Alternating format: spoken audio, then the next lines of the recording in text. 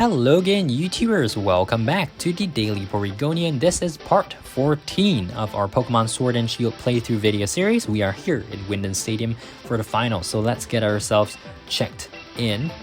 And I still only have Inteleon at level 100, so we only have one Pokemon battling against, well, the finalists in this part.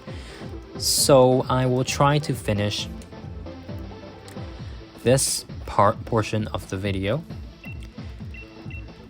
within 10 minutes. So we'll see, okay? Let's see how fast we can do the battles, and then of course there is storyline that follows after that, so I'll dedicate the second half of the video to this, or to that. And yeah. Okay, so first up we have Beat here. Look at this guy. He's all decked out in the fairy uniform. And he wants to challenge us. He has a score to saddle. Wow, so scary. Okay, so he's basically complaining now, and yeah, okay, so we'll be challenging him. Obviously he has fairy Pokemon, and he will be Gigantamaxing his final Pokemon, which you will see shortly. And the Beat theme plays here as well. Oh man, Mawile again. You could see Mawile in every single part for the past 2 or 3 videos. Seriously, I'm kind of getting tired of Mawile. Okay, regardless, let's do this. You're level 1 minute 45 seconds. Beat has 4 Pokemon, so not too much of a problem. Mawile's going down. Okay. Then we have Gardevoir. I think there are 4 battles actually in this final set of Champion Cup battles. So it may take slightly more than 10 minutes, maybe 12 minutes. So Gardevoir goes down. Rapidash. So this is well, one of those version exclusive Pokemon. Galarian Ponyta and Galarian Rapidash are exclusive to Shield, and they can be found in the Glimwood Tangle. Okay. Hatterene. Okay, so Hatterene is his last Pokemon, and if you expect that he's going to Gigantamax it, you are correct. Regardless, it doesn't really matter, because we're 47 levels above Hatterene, so should be a one-hit KO, I think. We shall see. So there is another Gigantamax Pokemon. I will try to do videos, maybe a compilation, probably not a compilation, but if it is a compilation, I'll be doing one featuring encountering all these Gigantamax Pokemon and maybe capturing them, or maybe the battle. I do have one battle on the channel currently, that with Shiny G-Max Hatterene, but aside from that I haven't really uploaded any other G-Max battles, so it's probably it's a high possibility that I will post individual G-Max battles in the future, but our priority now is to complete this main story and the post game. Okay, so now that is that for the first battle. Now we have 3 final battles, I think. I'm just gonna check health first. Okay, we are healed up. Okay, going up to the pitch. So the finals are about to begin. First up, we will be challenging Nessa. So if you guys remember, in part 5 we challenged the Halberry gym, and of course Nessa was the second gym leader, specializing in water types. So in that video, or at least in that battle, she Dynamaxed her Dreadnought. However, this time she's going to Gigantamax, I think. So yeah, first she has a Golisopod, 5 Pokemon in total. Golisopod has the ability Emergency Access, so I'm hoping that our move will take it down in one hit, and you wouldn't have to do that. Snipe Shot? Okay, no. Golisopod is first impression. Yeah, okay, so we don't have to worry about having to come back to Galar support later. Next up is Sea King, so that evolves from Goldeen, which we saw in the gym battle. I'm just going to use Snapshot again. Okay, 2 out of 5 complete. Then we have Barraskewda. Okay, Barraskewda, the really... It's partially ugly, partially cool, in my opinion. 1-hit KO, very good.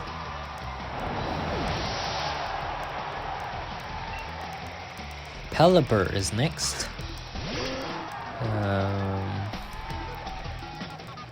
With Drizzle, so it doesn't give us an advantage or a disadvantage, so it doesn't really matter since we're a water type anyway. Okay, that's our 4 Pokemon down. Final one, Dreadnought. Saving the best for last. So far we've seen, there are I think 21 or 22 Gigantamax Pokemon in total. So we've seen Gigantamax Centiskorch, Gigantamax Machamp. If you were in Shield, you wouldn't have seen Machamp, you would have seen Gigantamax Gengar. We also saw Gigantamax Alcremie, so that's like 4. I mean, if you count both versions, right? Also Gigantamax Colossal or Lapras, respectively, in Gym number 6 in Circhester, depending on your version. So that's 6 Gmax Pokemon. We didn't have any in Spikemuth, but in Hammerlot we had Duraludon, so that's 7. And then Grimmsnarl with Marnie, and Hatterene with Beat, so that was 9, and now 10 Dreadnought. So almost half of the Pokemon have been Gmax Pokemon have been featured so far. That's pretty good. I really appreciate the fact that they allow us to see these Gigantamax Pokemon and not just hide them in the post game. Although, I mean, technically, most people, I mean, it's not mandated that you have to wait till the post game to catch the Gmax Pokemon. It's just that it's something that you can do easily in the post game. So there was 10 Gmax. There were 10 Gmax Pokemon. Now we have Bia again, so that's nothing new. She'll just have the same Machamp. And I think by the end of the finals, we should see... Oh yeah, totally forgot. There's also Oleana's Gmax Garbodor, so that brings us to a total of 11 seen so far. And later, we will see with Chairman Rose his Gmax Kabaraja and Leon's Gmax Charizard, so that's a total of 13. I'm just going to talk over this because we're going to one-hit KO all of her Pokemon, so it doesn't really matter. But anyways, back to the Gmaxes, right? So there is 13. Out of those, I think we won't be seeing any more in the story, including in the post-game. But there are several more Gmax Pokemon. So those being Butterfree, Gmax Corviknight, so that's 15. Gmax Sanaconda, 16. Gmax Snorlax, 17. Gmax Kingler, that's 18. Gmax Orbeetle, that's 19. Gmax Toxtricity, that's 20. Gmax Melmetal, which at the point I'm making this video hasn't been released yet. So that's 21. And thinking of what I could have missed.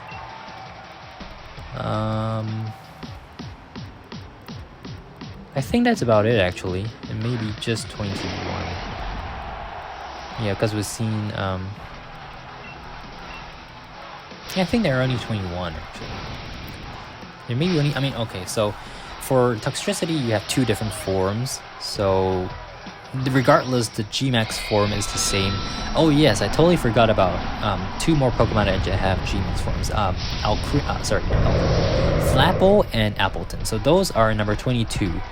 The reason why I consider that only one is because there's only one Gmax form for both Pokemon. So regardless of whether you're using Flapple and Gmaxing Flapple, or Gmaxing Appleton, you will see the same thing, which is the same Gmax form essentially.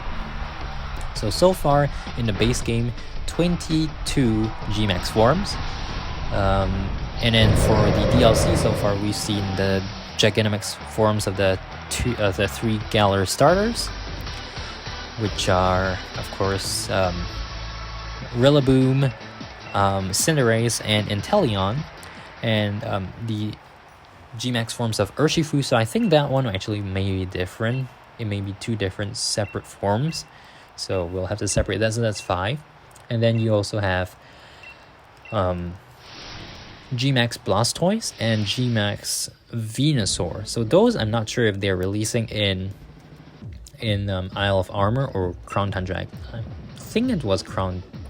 No, actually, maybe it may likely be Isle of Armor. The Crown Tundra had, in the trailer at least, had the new versions that look like the Cantonian birds. So, okay, so Marnie says she's gonna cheer for us, yay! And we're gonna be facing off Raihan in this final battle. So let's go ahead.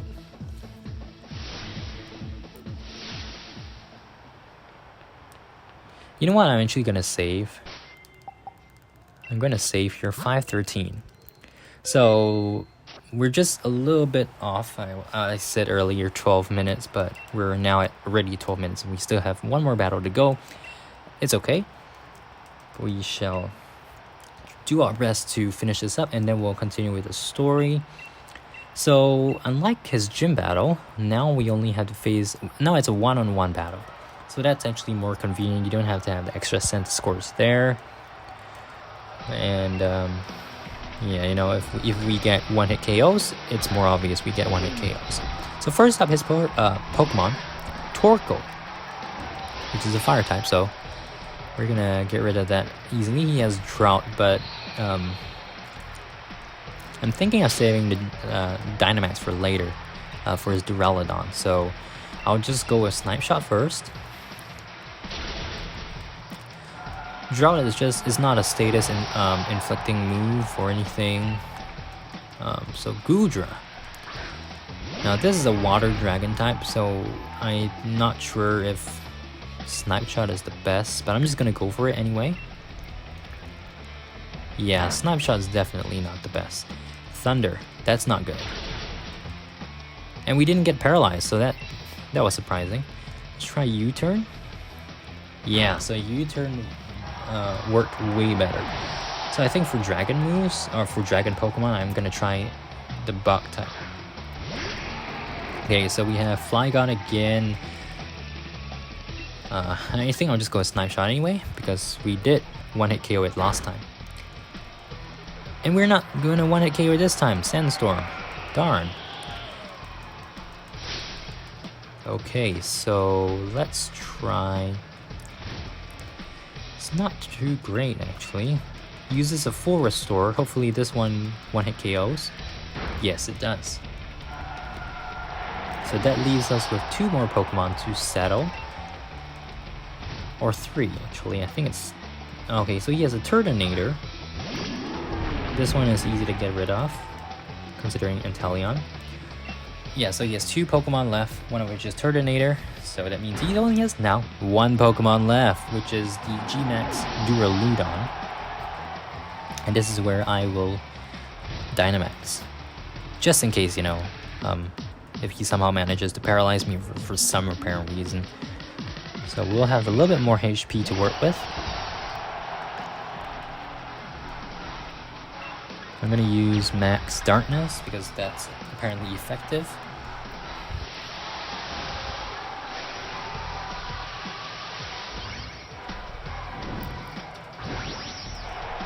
So last round, cheers, right? Really fun actually, the new gym challenge. I really like it way more than the original style of gyms. But that doesn't mean that the old ones were bad. Again, Generation 5, Generation 6 gyms. I really enjoyed those. The only thing I really did not enjoy was Generation 7's trials. I thought those were really lame. And they were, I mean, it felt as if they were treating you as kids and you had to solve these little puzzles and stuff like that. And not something that it was kind of for everyone. Like, it didn't question your mental capacity. At least that's what I would put it as. Okay, but yes, I didn't really like Generation 7, although the Ultra Beasts were really cool in my opinion. We're unlikely to see a return of the Ultra Beasts in Galar, because there's no way they fit in the story unless somehow they have something to do with Eternatus, which means that Eternatus would have to have something to do with Necrozma, and there's a whole lot of knock-on effects on that. So I don't see that happening. I don't see the Ultra Beasts returning, even in the Crown Tundra. Maybe if they do a DLC with the background of Eternatus or something like that, and then maybe they might bring back the Ultra Beasts. But if not, even if next year in 2021 we have the Diamond and Pearl remakes, we may not even see the Ultra Beasts there as well. So it's unknown, right?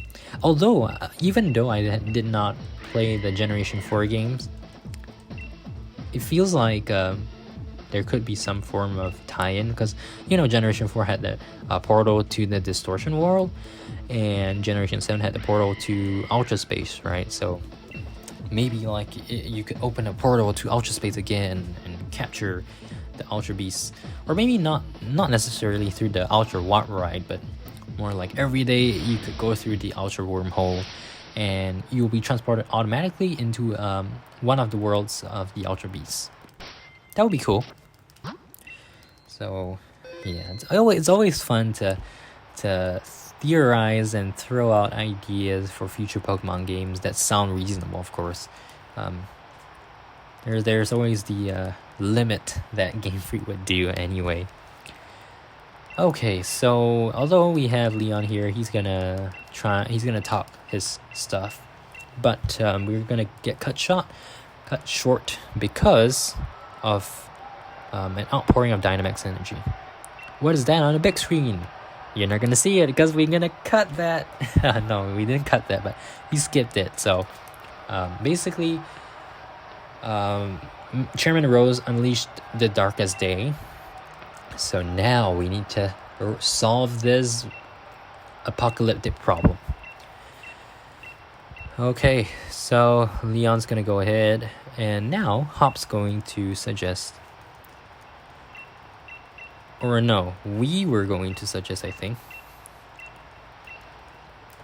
So we're going to go to the Slumbering Wheel to find the Pokemon, the legendary Pokemon.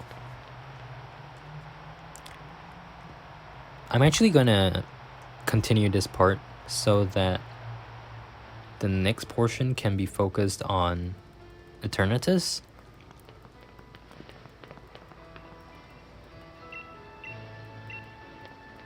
Yeah, entire State of Havoc and something. The Darkest Day is happening right now. One unusual thing I thought was, you know, in this current situation, why didn't they make the sky look dark? I mean, it's nighttime there, but, you know, they could have made it look like the Dynamax sky, like the skyline in Dynamax situations, similar to what they did in what was that? Omega Ruby and Alpha Sapphire. But then again, even in those games, the effects of the primary version didn't stretch over the whole Hoenn region. So, oh well. Just extra things that they didn't want to do, so it's fine. Okay, so here we are back in the Slumbering Wheel. I'm just going to proceed to the end of the Slumbering Wheel so that we can complete this portion with Hop. And then I'll continue the Eternatus climax in the next video. Because the Eternatus battle itself is kind of long. And there's a lot of like Hop talking, so... Go over here.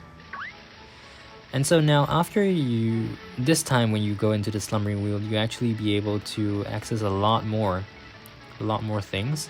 Like for instance, if you go over here, You go over to this path. You can go down. And over here, there's this item, a life orb. So a life orb is really useful, I think in competitive as well. There is one more item up there, as you can see, a TM. But we won't be able to get that from this angle. So if you go over here, Misty Seed. So there's a lot of cool stuff to collect. Oh, there's a hidden item here. Full Restore. That's nice. And going over here, this Galarian Wheezing is blocking the way actually. I think if you go up that path, you can actually access the TM via trunk. So Galarian Wheezing looks pretty interesting actually. It's inspired by the top hat and of course pollution, right? There's one mental herb here. And then, oh, I think that was it. Okay. We also have Muna. Just gonna skip this. Okay.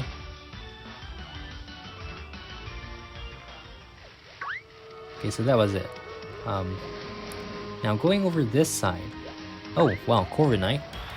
So yeah, you can catch a wild Corviknight right here. It's pretty nice. I know I'm kind of wasting time by trying to find all the items, but yeah, I don't really want to come back into Slumbering Wheel. Now the music is actually pretty epic, but personally it's not one of my favorites, but I do understand why people like it. Okay, so here we have the TM from earlier, which if we can actually get it. TM86 Phantom Force. Okay, so that is the TM. I think we can actually go down. No, we can't go down. Never mind. Okay, so it's time to proceed onward. There is an item there with a Galarian Stunfisk in the ground. Smoke Ball. Okay. And then over here, nothing over there. So, okay, let's talk to Hop. So what's up with the fog? So it's fogging up, more and more fog. And then suddenly, the two legendary Pokemon show themselves. Zacian and Zamazenta. Or maybe just holograms of them. So the fog just engulfs everything. And then a path opens up. How did Sonia even get in here? So she doesn't believe us that we saw those two. So okay, we're gonna proceed to the inner sanctum of the Slumbering Wheel. On our bike, of course. Let's do this.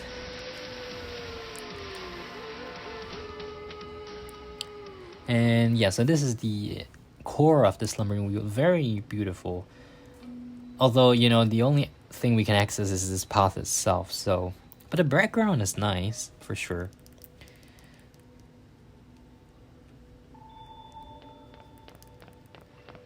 This place definitely feels like the stuff of legend. Now, that is one thing, Hop, that you said that is I absolutely agree with. Okay. So I'm gonna end off the video soon. Here we have the rusted sword and the rusted shield lying on the ground. So since I'm playing sword right now, I'll be picking up the sword. And if you are playing shield, you'll be picking up the shield. You don't have a choice, unfortunately. The choice comes with either buying sword or shield.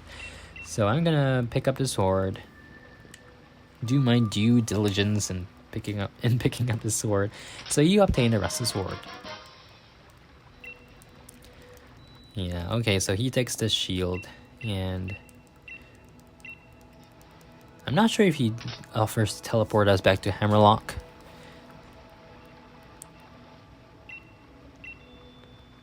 I'm pretty sure if I talk to him, he'll teleport us back to Hammerlock. So this is where I'll end off the video for today. Thank you guys so much for watching. Make sure to subscribe, like, favorite, comment, etc. Keep it right here on the Daily Porygonian. And in part 15, we'll continue with this Eternatus arc. So I'll see you guys in the next part. Bye!